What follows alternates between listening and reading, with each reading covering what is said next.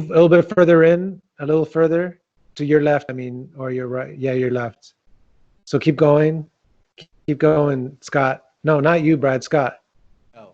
Scott, you're not moving. This way? No, this way. Oh. That way. Right there.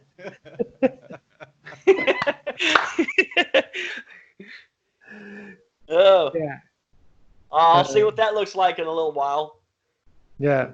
I don't know how it looks like. Oh, because I'm hosting, aren't I? So it's recording the way it looks for me? I think so. I'm recording, but I think since you started the call, I don't know. I don't know how that is. Yeah, I don't First know how one on the it call works. is always on the left, I guess. I don't know. Okay, so All right. what do we want to, are you going to call, what time is it? Oh, it's 10 till. Okay, so you're going to call her. Are we going to give her a little rundown and then she'll be quiet and then we'll get started and then you'll introduce her? Yeah, we'll probably bring her on, and then I sent her that show thing, and I told her, well, I'm going to introduce her and plug her. Where's the message? I'll plug her website thing. 10 minutes. House to half. Her name is Jennifer. Back then it was San Martino, but her name is Jennifer Bork. But she was yeah. So, but she was crew staff back then. She was crew staff before we actually talked about this today. I did not know that she was. I think she was a year or two before me, in '92. Because she was a lead singer on the Empress. So she was a dancer. Then obviously, all the dancers move into crew staff and take over the world. Because the name sounds very familiar. Like I know the name, although maybe when I see her, I'll remember. But the name. She always had this really giant smile that's like this big, and she always had a ball cap with a ponytail in it. I call her ponytail, but she was like I think she was the sports director, in ship shape activities, whatever. Yeah, back then I remember Kara used to do that. Yeah, I think it was Kara. Depending on what ship they were in or whatever, but Kara was, I guess, the ship shape, and then on the same, if they were on the same ship, which I think they were, then I think Kara had seniority, so she was the director, and Jennifer was like crew staff. Oh, right. Okay. Oh my God, I'm so hot. It was hot today here, like just unbearably hot. I think it was either 95 or 98, and that's not with the heat index, and just really muggy and just disgusting. Oh, yeah. I think it was 102 today, and the heat index made it like 105, but that's been like most of this past week. Yeah, no, it's been ugly. And I'm ripping out our backyard. I've dug out, I think probably 14 tons of dirt, and just put a bunch of rock borders and a stone that it took me 30 minutes to move one stone. Did you have a little bobcat? No. No, you should have rented one. You would have done it in half the time. Not half. Those cost money. Wow. Are they that expensive to rent? I don't know. I've never rented one. Well, I mean, I'm not. This is not big boulders or anything like that, but like it's probably $300 a day. Oh. But if you have a big job and you're doing a lot more stuff than I am, then yeah, you'd be done in hour and a half as opposed to a day and a half. So real quick before we do this, because we've got like 6 minutes left, is there any house cleaning stuff? Oh, so. Oh, I see your phone number. Hey. Hello. Hi. I see a picture. You do? I don't. What is going on? I don't see. I don't see the Jennifer. I know. It says like my camera. I don't know what's going on. Hey, do you guys use Skype? Oh, there we go. How about that? You see me now? I still see a picture. Okay, let's see. Oh, because the camera's off. How's that? Hey, there you go. Hey, there we go. Yeah. Yay. Hi. Let's see here. 3 window. There's 2. I'm gonna see if I can see. There we go. Perfect. Yes. Excellent. Does everybody see it? Everybody here? Yeah. Yeah. Who's supposed to be here? Okay. I mean, everybody can hear and see and talk and all that good stuff. Can you see us? Jennifer. Can you see Yeah, us? I see 3 of you. Okay. Oh, awesome. Awesome. Well, awesome. This is exciting. All right, I'm excited. I got to pull your stuff back up here. Okay. Teacup with the You like that, my pinky? with the pinky thing. Yeah. Well, I was feeling fancy, so what Fancy. are you gonna do? Fancy. Now tell me real quick. How do you pronounce your website? Is it Senegence? Senegence. Senegence. Okay. It's okay. It's all right to mess it up. It's okay. All right. Well, we could chat here for a second if anybody has any questions or comments before we call action, and then I'm recording the call, so it's all on there anyway. Jen, do you have any questions or what's going to happen or anything like that? No, I'm assuming you're going to hold my hand, right? You walk me through it. Yes. Yeah. Okay. Yeah. That's good. And I think I gotta pull my. And we'll all jump in and ask questions and things like that just as we go along. Great. But, Yeah, I keep it really but chatty. mainly we're going to let you go. We're going to let you go and then just kind of. We're all just gonna stare at you at the camera. Yeah, because you don't want to for me to just go crazy, because I'll just go, and you guys will all fall asleep, and I'll still be talking. Let's not do that.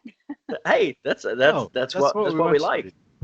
That's what we want you to do. Now, one thing though, Scott, that Eric and I talked about that we didn't mention to you, Scott, but just heads up, Jennifer, if you could, whenever you start or sometime in the beginning or sometime at the end, say something about "this is my ship story." My just ship to story. Get, Okay. Yeah, just to get that in there somewhere. You probably at the beginning would be better, so you don't forget at the end, because we'll get off track, I'm sure. Okay, yeah. And can someone hold up a sign if I totally forget? Just say it. Yeah. now we need like a dry erase board. My ship story. Okay. Let's see here. Okay, so. Okay. Anything else? No, Scott, I just wanted to talk. I know we had talked before about what I was going to talk about. And I think the story is pretty interesting. Is I didn't know I was getting hired to work on ships when I got hired to work on ships. So that's awesome. That sounds about right. That sounds about right. Right? I think it's like all of our That is stories. exactly what we are all going through right now. Right. You show up, and I show up at the terminal, and I'm like, what the hell is this? Yeah. All right. Let's see here. All right. So we're recording. So we'll start with everything now, and let me get my mind set on what am I doing here. Now, remember, when you're telling your story, whatever that story is, just elongate like everything and take your time, because more is better. We can. Okay. It's like a haircut. You can always cut off, but you can't add. So, being that you just got your hair all fancied up recently. Right. Yeah. Yeah, So, I took the ponytail out, so there we go. Let's see here. Okay. All right, here we go.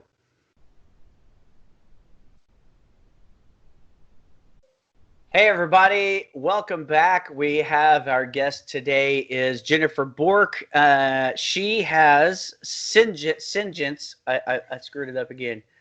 I'll fix this. I knew you I'll weren't fix this in right. post. I could tell from the beginning you weren't going to get that right. Keep going. It's all right.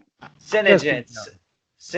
Everybody, we have Jennifer Bork here today with Senegence.com. If you guys need some makeup and stuff like that, please go to Senegence.com/Jennifer Bork Beauty. Is that right? Jennifer Bork Beauty. Synergence.com So well. /Jennifer Bork Beauty. She has all your questions and she can answer everything makeup that you have. And I think it'd be really cool if somebody internationally got some stuff so you could be like international, right? I love that. Well, hey, Jen, welcome to the show. So this is basically, as we have talked before, I don't know if I'm loud or if I'm coming in or whatever, but from what we talked about before, this is a podcast on what shift like is like, ship life is like. So we thought, Brad and Eric and I thought it would be great to start a podcast on what life happens beyond on the ships and stuff like that. So you are here today to tell us your story of your ship, like your ship story. Oh my God, a lot of that I'm going to cut out. That's okay. But before we get started, so Jen, just so that everybody knows what you did on board and what ships you worked on, because I know your name from when he mentioned, I didn't recognize Bork, but he said Samartano was your name. Yes. Right, which I was like, okay, that sounds really familiar. And I can't recall if we worked on the same ship or not, but we may have. So why don't you go a little bit into when and what ships you worked on? Well, I started in, I think 1991, and my first ship was the Nordic Empress. And so from the Nordic Empress, I went to, I think, the Sovereign. And then from the Sovereign, I went to, gosh, I'm thinking it's Song of Norway. I can't remember. It's the one that was in California, doing the California Catalina, San Diego, that was Mexico. Viking That was the Serenade. sun. That was Viking Viking Serenade. Yes, Viking Serenade, thank yeah. you. I knew you guys. Okay, I'm so glad you guys are here. Was And it then, the Viking Serenade? Is that right? Viking Serenade? Yeah. Wasn't that the car carrier that Yeah, it was converted a into a cruise cargo. ship? Yeah. Yeah. I did 2 contracts on the Viking Lemonade. Yeah. Viking Lemonade. I remember that now. That one had the low ceilings, like in all of Yeah. the lounges. The And sticking the in there was so hallways weird. were like, Yeah, and the under. hallways Yeah. were kind of like up and down. Yeah. Yeah. Yeah, it was fun because I'm from California, so that was kind of fun to be on that ship. And then I did, of course, Scott, did we do the Majesty together? We brought that one over. We brought that one out, yeah. Yeah, that was Oh, my so last if you one. brought it out, if you brought the ship over, then we did work together because I brought out the Majesty as well. Okay, yeah, that was wild, wasn't it? That crossing. Yeah, Oh that my was a gosh. blast. That was fun. That was, Eric said he didn't know us because we were all below the line. Well, we were below the line, but I guess Jen and the crew staff was above the water line. So I don't. Were we? I think we were on that ship, but that was one of my one and onlys. I've had some pretty scary cabins. But yeah, and I think I finished like I think it was 93, maybe the end of 93. I only did it for like 3 years, so maybe it was early 94. But oh my gosh, so much fun. And whenever I talk to people people are impressed, right? When you say I've worked on cruise ships, and they're like, because they've only been passengers. But when you meet other people that have worked on ships, we all have just so much. I love hearing everyone's stories. They're so funny. of those, what was your favorite ship out of the ones that you worked? Oh, I think bringing the Majesty across was phenomenal. But I have to say, my very favorite ship was my very first one, and the Nordic Empress. She was beautiful. Yeah. Because I also got to be. That's the only ship that I was actually entertainment on. That's all I did on that ship was entertainment. Oh, okay. And that one, I think that was my second ship, and that had I guess that was the world's largest atrium. Like I remember that big giant atrium in the middle. It was so beautiful. Awesome. Yeah, that was the first ship I ever had been on in my life, and I walked in and I was just so impressed. It was so beautiful, and it was fun. And singing and dancing on a moving ship was not my favorite experience, but I actually got used to it. I had better balance than I thought, but not my first night. I don't think people realize that, especially when you're dancing. So my brother's a dancer and he worked on ships as well. But like you jump up and when you land, the ship isn't in the same spot where when you left the ground. Yeah, no one over 30 should ever do because you will wipe out through nothing that you've done on your own. Like you said, the ship is literally in a different place from when you left the deck to when you landed. Yeah. And there might be a person there. Right. So do you guys either one of you, this still bothers me 27 years later. I still have something in my mind, subconsciously, I guess, that everything is still moving. So if someone is at our house and sets a glass on the edge of the table, I'm like, I still do that. Do you guys do that? No. I don't do that, Scott. I think it's just you. Yeah, sorry. Probably. Not anymore, but I get it. For a while there, yes, you were like, oh my gosh, don't set that there. That's gonna be a disaster later. Yeah. You know, you put things where they're not gonna move.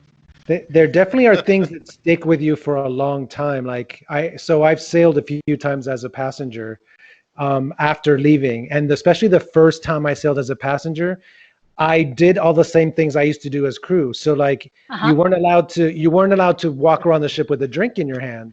So here I am chugging my drink to finish it, as a guest. I am like chugging it to finish it before I walk out. And my friends are looking at me like, what are you doing? Like, oh, you poor baby. Oh yeah, wait, I can walk around with a drink in my hand. Mm-hmm. All sorts of things. Oh, and holding the door open for just about everyone, smiling at everybody and saying hello to everybody. Just things that stick with you. And going out on the deck and trying to start just striking up conversations with every single person. When you don't work on the ship, now you're just crazy. So yeah. Exactly. Yeah, and partying and drinking with your friends and family and stuff, and looking at your watch. Oh my God, it's 1:30. I gotta go. Oh wait. Right. Curfew. Yeah, and being able to go in all of the elevators was so exciting as a passenger. Yeah. I love that. That was awesome. What was your out of the ships that you worked? What was your least favorite ship, and why was that? Oh my gosh, I liked all of them. The ships themselves, there were some incidences on some, like one time I was on a ship that we had a small fire in one of the dryers, and that was really scary, but it didn't make me not, I don't know. I loved the ships, and I loved my time there. I didn't dislike, and I disliked when I wasn't home, like on Christmas. Do you guys think that was weird when it's Christmas and there's like, it's Christmas Day and you're like having to lead some sort of like fitness class or it's so weird. It was weird for me to spend, even though I grew up in Miami, but it was still weird to be sitting on a beach Christmas Day. Like I remember the first Christmas I spent on a ship was in Grand Cayman, and I was on a beach and I was like, this is just weird. Like it was strange not being around family and having, that same type of feeling. Right, yeah, that was weird. Right. Yeah, and being like, I remember being in Puerto Rico on a Christmas, and it's really fun because it's you're in Puerto Rico, but then like you said, none of my family was there, and that was kind of the first time. It was really fun. I felt like a grown up, and then after that, I just felt sad. Yeah. My first contract was in March of '92, so everything was fine. I mean, I was gone for my birthday, but everything else was fine. But because was that March, April, May, June, July, August, September. So I had to go back in September after vacation. So that's the contract that really sucked because, and that was still on the Majesty because I was gone every, what is that? That's my dog. What's that? Oh, he's a pug. He snores really loudly. I'm so sorry. That's awesome. I was like, my phone doesn't vibrate like that. Okay. No, it's my dog. I was hoping it wasn't mine snoring, but no. No, and he won't leave my side. If he leaves, if I put him out the door, he'll just cry. So it's snoring or crying. That's funny. That's awesome. Well, hey, so let's move segue into this the whole podcast deal here. So, Jen, we brought you on here to tell your ship story. So we want to hear your ship story. The dog is cracking me up. Okay, so here is my official ship story. So at the time, I was living in LA. That's where I grew up. I was born and raised in Orange County, California. And I was going to lots of different auditions all the time because that's apparently what you do when you live there. And I was a singer, but not a dancer. So I went to an audition because my agent, they send you a sheet and tell you every day you have to go to like 4 auditions. And I show up in audition and it's clearly a dance-only audition. And as a singer, when you walk into auditions, everyone, we kind of all are, we're not 6 feet tall. We don't look like dancers. Dancers all have that beautiful long legs, long arms. They're super, they look like dancers, and they're graceful and elegant. And singers, we sound good and we can stand in place and be amazing, but you have us moving. It's a frightening thing, right? So I walk in and there's all these dancers all over. And I even told the director, I'm like, I'm in the wrong place. And he says, honey, you look like you can move. Just stay here and dance with us. And I was like, you know what? What else am I going to do? I mean, I had a couple hours before my next thing. So I said, sure, whatever. And the dancers were so cool. And it was one of those, a dance audition. I mean, we now have the privilege of seeing like on TV what they look like. When they literally say, it looks like this, and they're moving when they do these things. Pa, pa, pa, pa, pa, pa, pa, pa, and turn and move, and 7 and 8, and jump and down like that. That's all the instruction you get. So I sat there with my sheet music in my hand going, could I just sing instead? Could I maybe sing a song? I'll sing and then they can dance. And they were so cute because they did the audition for me. They let me audition in every group. They auditioned like 6 people at a time. So I got to audition like 9 times. I was sweating and I was laughing. And I would turn around every time. I'm like facing the wrong person and going the wrong way. And everybody had so much fun, and they were all so nice to me. Then at the end of it, they were like, oh my gosh, you're such a good sport. Thank you. And I said, is there any way I could just sing for you? And I said, I'm here. And they said, yeah, sure. We're not auditioning for singers, but why not? We like you. So I sang. And as I'm singing, they said, do you have anything else? And I'm like, yeah, what do you want? So I sang 3 or 4 songs, and they let me sing the whole song. And they never let you do that. They let you sing, nothing. 5 bars and that's it. Right. It's like it's an 8 count and you're done. They're like, thank you. And they said, can you hang around for a while? And I said, sure. Okay. So I watched all the dancing, and I didn't know that they had called another director over. And the Nordic Empress at the time had some sort of something had happened, and they needed a replacement cast like right away. So they needed a singer right now, and they hadn't even started auditioning yet. And I just happened to be there. So they were like, what are you doing, the next couple of weeks? And I'm like, well, what do you mean next? I don't know, I'm doing this. And they're like, well, we want to hire you. And I said, so what is this gig for? I didn't even know. And we want you to be on a cruise ship. And I'm like, okay, that sounds like fun. I didn't know you needed a passport. I didn't know that meant I would sleep on the ship. I didn't know, because they said I was going to Miami. And I'm like, yeah, I like Florida. I'll go to Miami. So I got to Miami, and I'm thrown in this cast. I'm looking at all these cruise ships, and I didn't have a passport. And they were like, okay, you need to get a passport. So I thought, I don't live in Miami. I know it's the United States. Can I like go into a Florida place and get a passport? And they were like, what is wrong with this girl? They were like, oh my gosh. So, we did get it all figured out. I did get on the ship. Everything was fine. However, as you guys know, when you work on a ship, you don't do one thing, right? You do everything. So if you're in a show, that means you're singing and you're dancing and you're fixing costumes and you're learning how to wear makeup and eyelashes and fishnets and high heels on a ship. And it was crazy. And the very first time, I had to practice and practice and practice.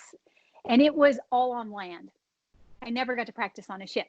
Right. So my very, very first night on a ship, the opening number has me dancing with one of those big silk cloths, right? Because I was so bad. Also, you guys, I'm a full foot shorter than everyone else. I'm 5'2". Everyone else is like, well, they're not full short. But the girls are like 5'9", 5'10". And so they said, you're going to stand in the side during this number, shake this fabric over your head and just spin, and it'll be really pretty. And I'm like, okay, how can you screw that up, right? So here I am, and I run on stage, and it was super rocky. So the stage is moving, and I'm whipping this material over my head, and I spin, and the ship starts moving. So instead of whipping over my head, it went around my whole body like a mummy. So I'm standing there, and off stage is the stage manager, bless her heart, she just goes like this. So I start hopping, right? And I fell. So I'm falling, I'm on the stage, and I'm like, what do you do? I mean, the audience knows, everybody knows, people are stepping over me. So she walks out, grabs me by the feet and drags me slowly off stage. And she was like, okay. She's like, get the material off. And she shoved me back out. And I was like, yay, Oh my God. me. I was so embarrassed. And it was just about the worst, best thing that's ever happened, like on stage for me. Oh my God. I have to say, I absolutely love like entertainer stories like on stage, because the weirdest things happen that are just so funny. I mean, I love slapstick. So to me, if I would have seen that, I mean, I was just laughing, listening to you. I would have been rolling on the floor if I had seen that as an audience member. Well, and it's so funny because that's the first time that like all the guys backstage had ever met us. And they were like, and the guys are like, holy shit, you're the singer? You're going to be out on stage by yourself all the time? I'm like, yeah, but they never give me props. It'll be fine. I never have a prop in my hand. It all worked out okay, but learning how to be on a ship was not easy with both of my left feet. What after the show? Where was your head? Was it like, oh my God, they're gonna fire me? Well, I thought when she dragged me off stage that I was done. I thought that was like the hook where they pull you and they were like, stop the ship, drop her off. And they were like, yeah, good job. And like they're like, hey, you didn't tear your tights, awesome. And they just turned me. And all the dancers were like, everybody falls, it's okay. And I'm like, I felt like a sausage. I mean, it was so like, it was awful, but everybody was really cool about it. It wasn't the last time I fell, and I wasn't the only one. So it all turned out. Oh my gosh. Who was the stage manager? Jan Melzer. Oh, yeah. Jan Melzer. Or Tom. Yeah. Okay. She's on in a couple of weeks. Yeah. Oh, awesome. She is one of the coolest people that I've ever worked with on any stage ever. She was always so. We always call she was everybody calls her mom. You come up to her like with your hair on fire. I can't find a wig and my shoe. She'd always go, all right, I got it. And she did every time. She fixed it every time. Yeah. Awesome. Yeah. That's so awesome. I really enjoyed working with her too. Looking forward to seeing her. That was awesome. I have this will have to be a story that we'll tell later, but I have the craziest. Did you know that I was originally hired as a dancer? No, but I know you do a mean merengue. Well, we have merengue, but I was actually hired to do a ballroom dance couple, me and a lady named Gay, but I didn't find out that they decided against that whole thing until I got to the ship, and they were like, oh yeah, we changed our mind. Oh no. Yeah, so that's why would they do that? That's a whole story. Well, you'll have to watch the next podcast or in two more podcasts. I'm on the edge of my seat. Okay. But my story later will be I played the part of an alligator on the Monarch Land of Make Believe. Do you remember that? Do you guys remember that? I don't remember. The Land of Make Believe. I was an 8-foot alligator. You made that up, honey. I'll post photos. And so there was a crazy story. There was the alligator story, which I'm telling you, if I could have got that video on America's Funny Videos, I would have won $100,000. I fell off the front of the stage. The mask turned around. I couldn't see. The cast was laughing so hard that they wouldn't pick me up. I had to crawl back onto the stage.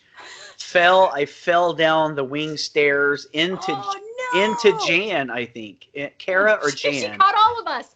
Oh my gosh. You don't have a video of that? I don't have a video of that. I have a video actually of me playing the part of the alligator, but I want to see you go up the disaster stage. That's the best part. Believe me, every person that I could think of in lights and sound, and I've asked for that video. If I can find that video, it'll be everywhere. Oh gosh, that's great. I would love to see that. Oh my gosh. Yeah. Oh my gosh, Jen, that was such a great story. That was awesome. Oh, thanks. It was fun. That was actually like one of the best ways to start, because they were all worried that the singers typically are what do they call us?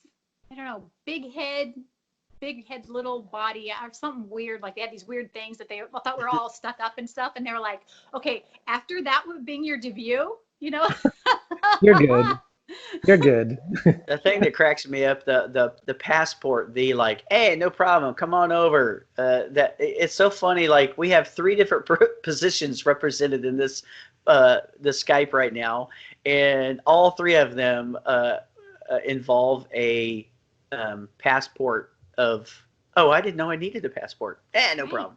Come on. Well, and passports back in the day, that was kind of like exotic to have a passport. I mean, not everybody had them. Like my kids have them, you know. I didn't have one as a kid.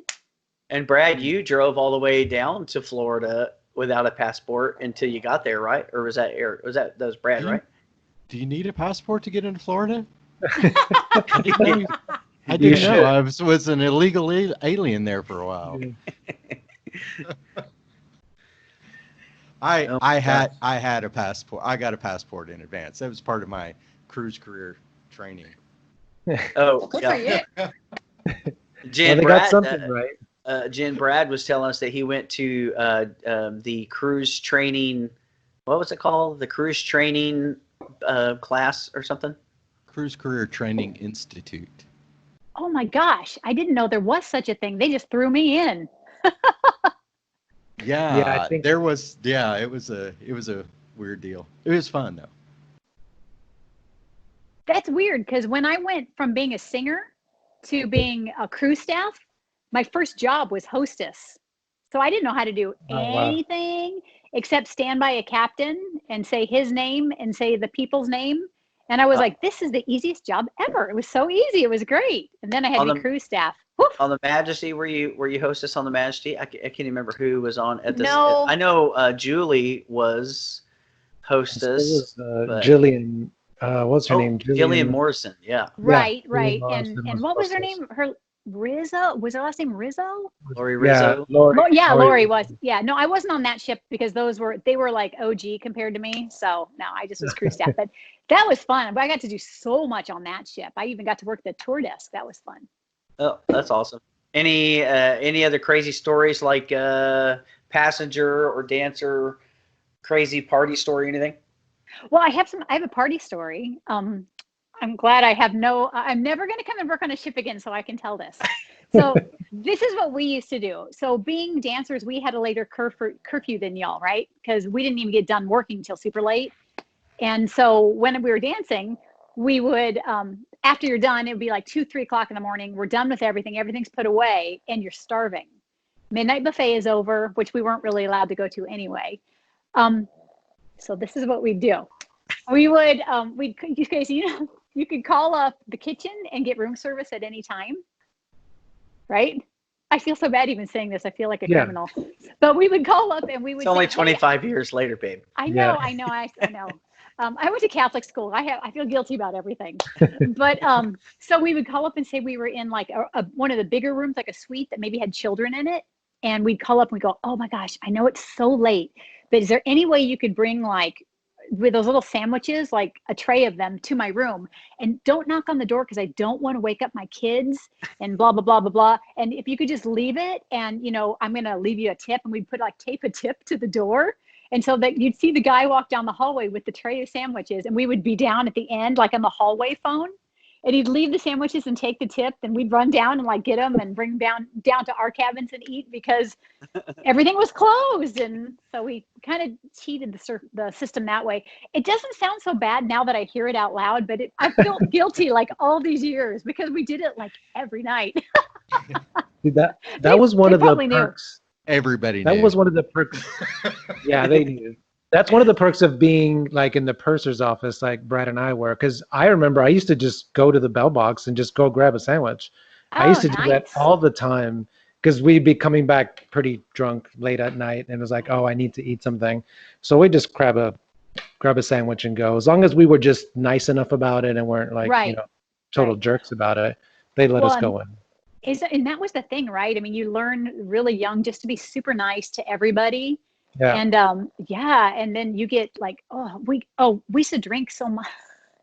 So much. I remember grandmas like waiting backstage whenever we would come like after the show, and they'd come to like the wings, like they thought we would come out that way. Like we didn't walk through the auditorium, but they'd be like, hey, there's someone out here that wants to talk to you. So I'm the singer, right? I'm the person that's singled out. I'd come out and they'd introduce me to their grandsons and stuff. And I'm like, oh, it was so weird. And they'd give you like a bottle of wine or a bottle of champagne or Really? whatever. So weird. It was so like, oh, I cringe even thinking about it. And the kid would be like, thanks, Grandma. It's super nice that you're making this poor girl stand here. She's sweating. She's got sweat dripping down her face. Right, with the mascara and the lashes And are her lashes are hanging off. Exactly, flapping. Yeah. Yeah, Oh I smell awful. And they were like, that's awesome. You look pretty on stage, but you're really scary up close. We used to sneak in the galley and we would steal one of those, I don't know, 3-gallon tubs of ice cream. And we'd get like 2 or 3 of those 3-gallon tubs of ice cream. We'd call the dancers or, whatever party. And we're like, hey, we got ice cream. You go get the sprinkles. And they would go bust into the galley and bring sprinkles. We would sit in our cabin and, I don't know, between 10 of us, go through all of that ice cream. Ugh. Yeah. Yep. I remember all doing kinds of stuff. Oh God. And I remember people like going into port and coming back with just tons of stuff. Like I remember somebody buying one of those big Hershey bars, those giant Hershey bars, and like 6 of us sitting around and like laughing and talking and drinking, and then the entire Hershey bar is gone. We had to be weighed in when we were dancers. I don't know if you guys knew that. Oh yeah. So, I remember people saying that they had to weigh in, because I knew some of the crew stuff, and you guys used to help out dressing backstage, right, Scott? You had to get people in and out of their outfits a lot. And so like I was friends with some of the guys that did that, and they would just, I remember there was one dancer who had gained a little bit of weight. It's really easy to gain weight on those ships with the amount of drinking. Easy.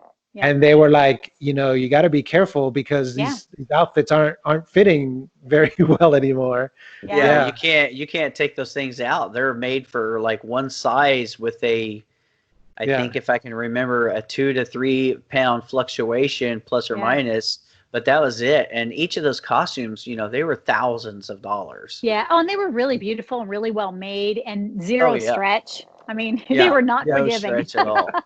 Yeah, that's probably another story too. My first experience backstage with cast members, girls and guys, coming and going, change. And you had to go strip off all these clothes and hurry up. It's like, I'm from Oklahoma. I remember boys like you that would just stand there and like not look at me, and and I'm like, I know they're just boobs. Just put the dress on, and they're like, oh, I touched you. I'm sorry. I know, and exactly the apologizing was the worst. Yeah, I'm like, just act like I'm like, I don't know. Just don't apologize. Don't act like I'm your sister. Right, exactly. Yeah, that only makes it worse. Awesome. Well, I think that was great. Where are we at? We're like 48 minutes. So, I mean, there was a couple minutes we were talking before Jen came on, but I'm going to go ahead and stop here. Do you have anything else? Anybody want to add anything? I don't know. No. We should go on a cruise. Yeah. Yeah. When we